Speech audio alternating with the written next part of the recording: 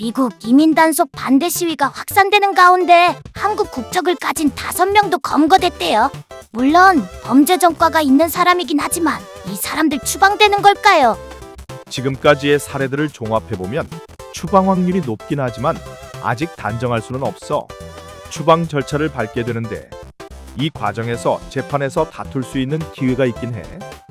한인들도 걱정은 되지만 한인보다는 트럼프가 소말리아인들을 언급하면서 다 내보낼 것처럼 행동하더구나. 너 아돌프 히틀러의 자서전 나의 투쟁이라는 책 읽어봤니? 그린란드도 그렇고 귀화한 시민권자들도 시민권을 박탈하고 추방한다고 하잖아. 어제 트럼프가 포드 공장에서 하는 발언들을 들으며 든 생각인데, 트럼프는 예전 제국주의 시절에 정권을 잡았으면 아마 히틀러 같은 인물이 됐을 것 같아. 반대로 히틀러가 비교적 평화적인 지금 시대에 태어났으면 트럼프 같지 않았을까 하는 생각도 들더라. 소말리아인들을 언급하며 쓰레기라고 말하는 것도 히틀러가 유대인들 언급하는 거랑 비슷하네요. 이란 시위 옹호하면서 미국이 도와줄 테니 이란 기관을 점령하라고까지 했잖아요.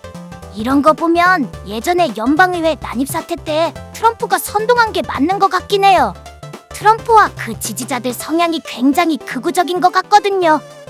우리나라도 그렇고 미국도 그렇고 유럽까지 요즘 정치적 양극화가 심해지는 것 같구나. 민주주의의 민낯을 또 보게 되네.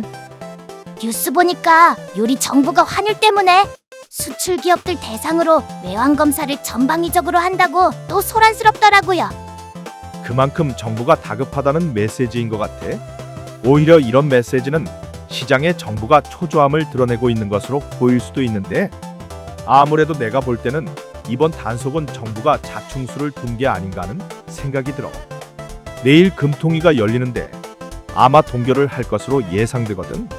금리 결정 기자회견에서 이창용 총재가 아마도 금리 인상을 하지는 않겠지만 금리 인상을 시사하는 강력한 발언이 나오지 않을까 하는 생각이 드는구나.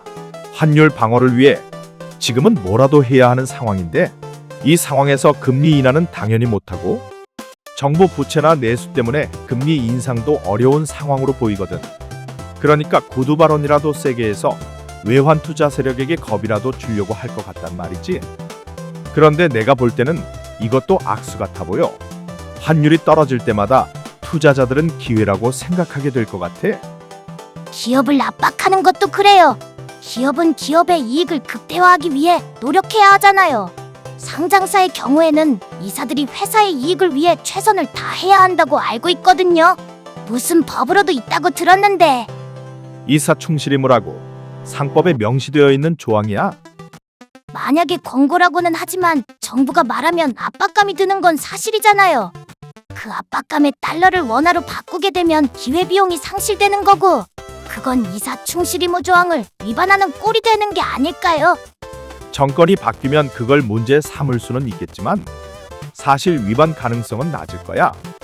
네 말대로 수익 극대화라는 기회비용을 날리게 될 수도 있지만 일단 핵심은 입증하기가 어려워.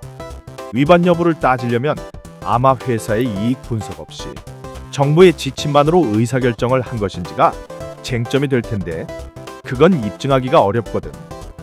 명백한 손해를 인지했는지도 도마 위에 오를 수 있지만 앞서 말한 것과 같이 입증하기가 어려운 사안들이야. 주주들만 또 피해를 보게 될지도 모르겠네요.